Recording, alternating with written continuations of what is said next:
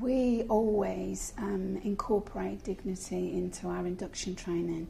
I think dignity is fundamental to caring for somebody, and therefore we do incorporate it into our induction days with all our new starters.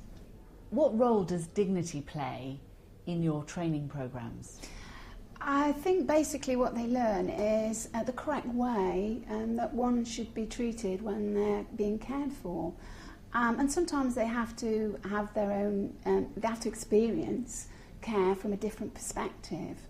At one of our training workshops that we carried out, we did a scenario where staff were given a cup of tea in their break in a very undignified way, and that was so that they could experience what it was like on the other side.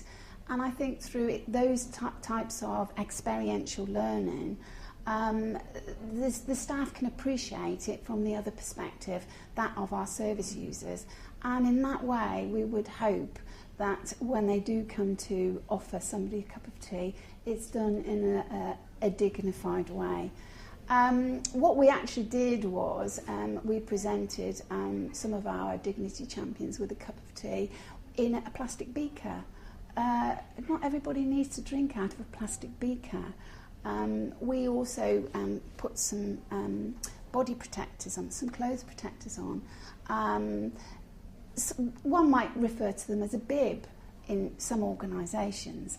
Very, very undignified, and you can actually protect people when they're eating and drinking in a more dignified way with a serviette.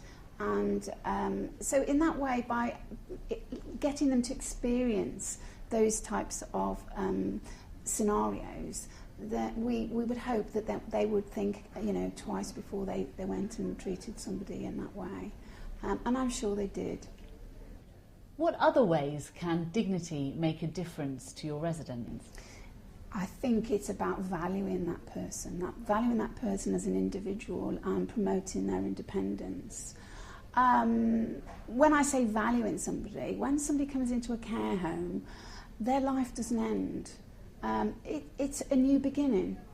And if you're a true carer, you want to improve on their quality of life. We have one of our service users is he used to enjoy landscape gardening. That was his passion in life. And unfortunately for this gentleman, he suffered a stroke, which took the use out of one side of his body, and therefore was not able to carry on his passion, which was landscape gardening, and happened to come into one of our homes. We still valued his knowledge and his experience, and he now actually tends his own garden at the care home.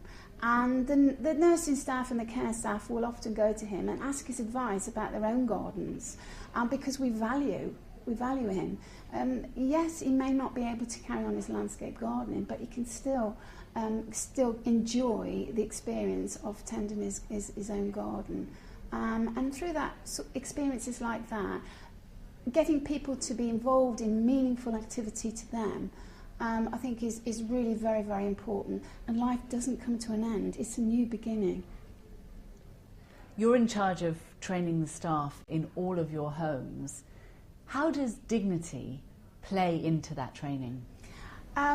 Our staff are very, very passionate. All our staff are very, very passionate. We do have dignity champions in all our homes, and we do have people that are very keen to sign up to becoming a dignity champion. We have lead dignity champions, and they are passionate, and they take on board our new starters and give them direction as to how one can improve on quality care within our homes. Historically, care has been very much about being task orientated. One gets somebody up in the morning and washed and dressed, they breakfast them and take them down for lunch, and then we have to make sure that they're comfortably put to bed in the evening. But there's ways of actually improving that care. It's more not so much about task orientated, but it's about care from the heart, taking people's emotions on board, spending time with an individual and listening to them. And basically what our carers and our nurses do, we end up loving our service users, and through that love, hopefully we would improve their quality of care within the care home.